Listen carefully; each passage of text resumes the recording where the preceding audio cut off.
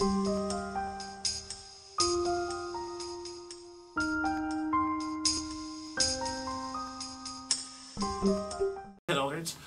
am here with Miss Anna Perez.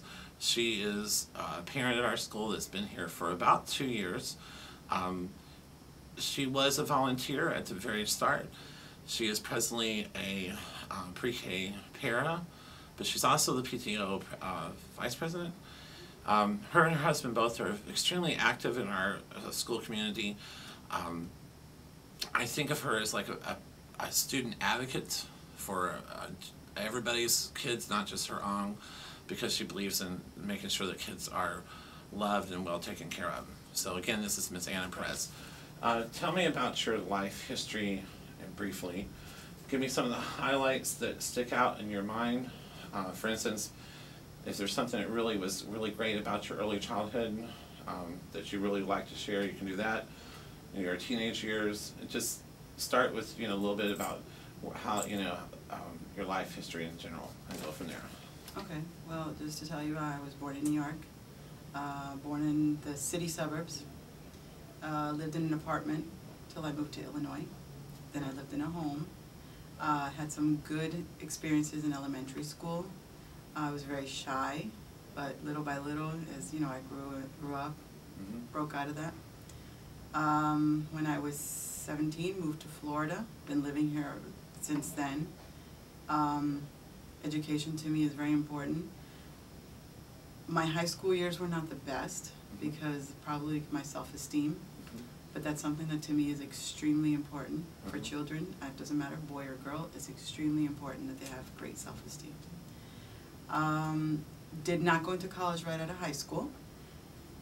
Try to experience life and relationships, but later on in life, around the age of 30, went to college and got my degree from Nova Southeastern University, my business degree.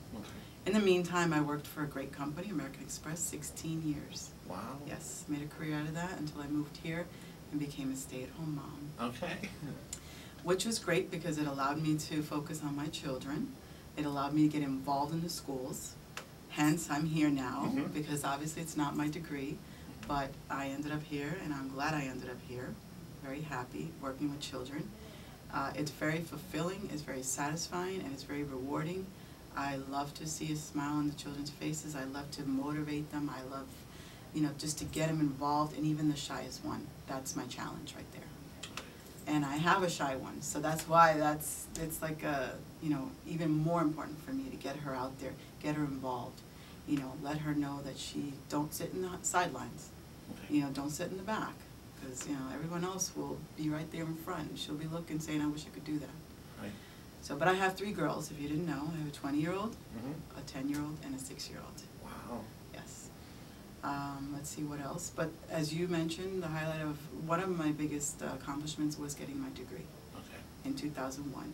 Okay. And I went on to get my master's, but I found out I was pregnant. So of course, I had to shift my priorities a little bit. But I am currently looking into getting my certification as a teacher. Okay. Very interested in teaching pre-K. I think it's the foundation of all the years to come after that. Okay. And that's pretty much a little bit of my life in a nutshell. I am married for 14 years. Okay. And my husband supports education just as much as I do. So aside from graduating myself, another one of my highlights was seeing my oldest daughter graduate from high school with 3.75 GPA. 13th in her senior class. Oh, all right. The most chords on it. That was one of my happiest moments. It would have been mine too. Yeah. All right. I know school's almost out, but can you tell me what a typical day is for you? Typical day for me in the morning is going to the back, opening doors for the children to get out of their cars. From there we move on to the classroom. I gather our children, go into the classroom, they do their journals, some eat breakfast. From there, we do the morning song, then we sit down, we learn about the subject we will learn for that week.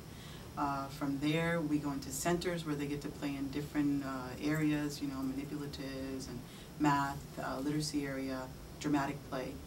From there, we go out to the playground, we come in, we eat lunch, they take a nap, and then it's all over again. We do a small group where they'll either draw a picture of whatever they learned, in the morning, just so that we reinforce, you know, that they understood what we learned. From there, we do some more centers, and then we go home. Okay. Tell me this, when you go shopping for your family, where would you shop the most? Tell me something about your food shopping, what is your favorite food, so forth and so on, when you go shopping in general. Well, for a family of four, we cut corners as much as we can. We shop at Walmart. Okay. Yeah, and we coupon. All right. Okay. What is my favorite foods? Italian food. Okay.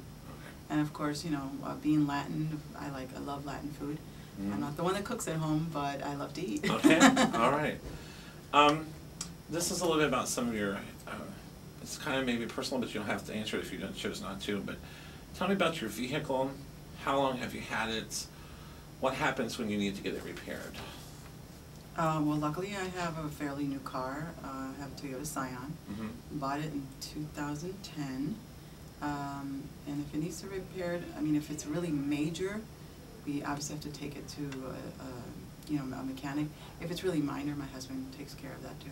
Okay. The jack of all trades. Right. Tell me about your parents. What was their jobs in life?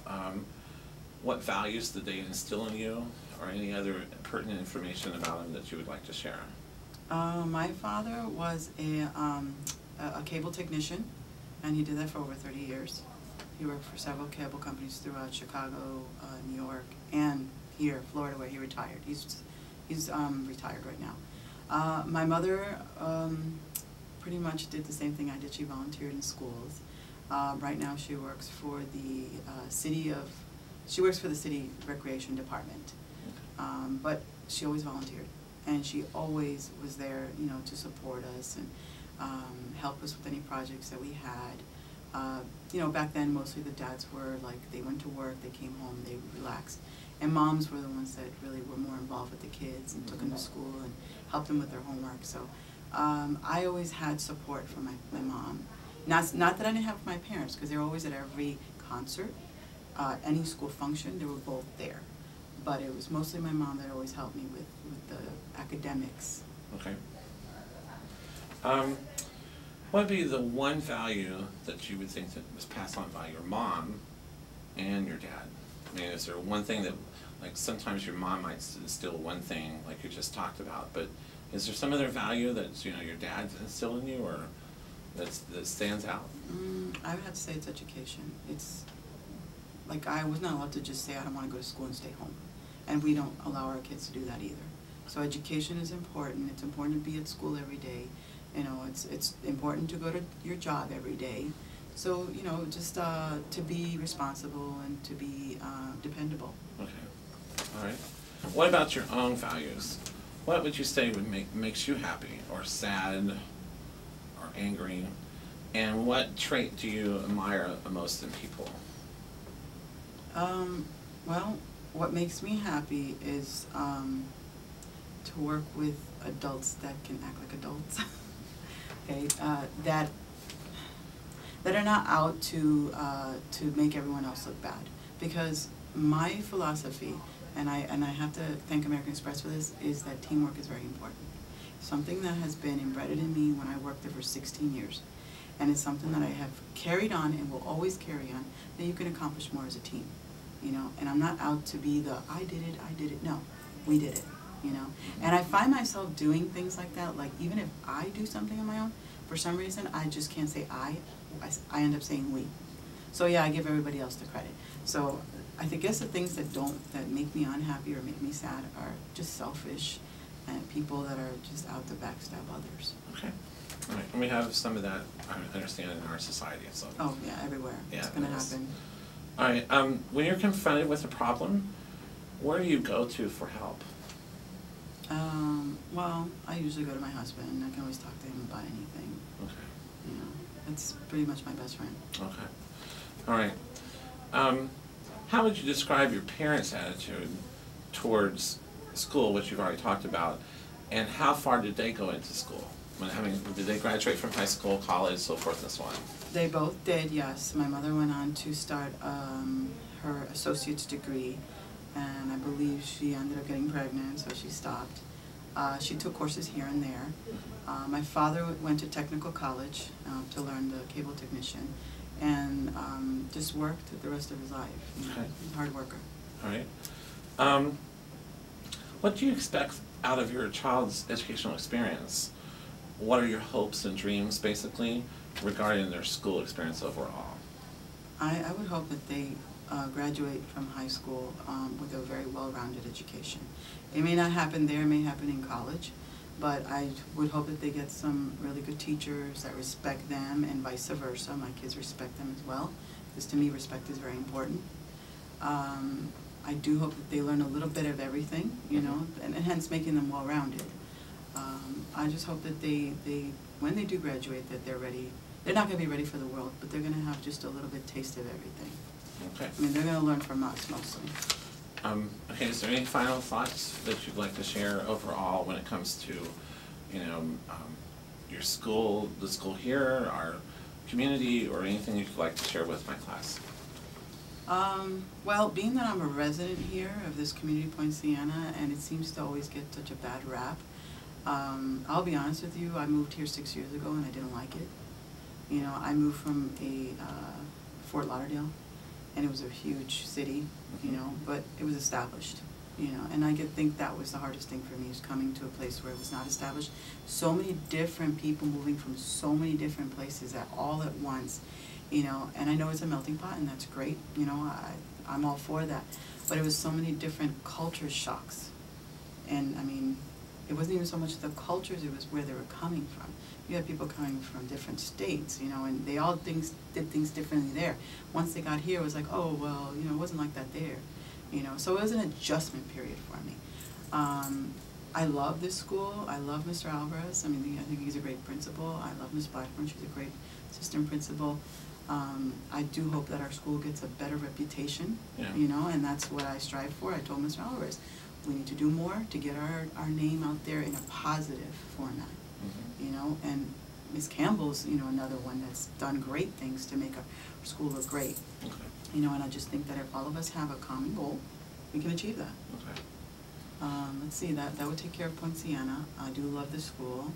I love this job. Yeah. I like working with kids, and it's something that I never would have imagined myself doing. Okay.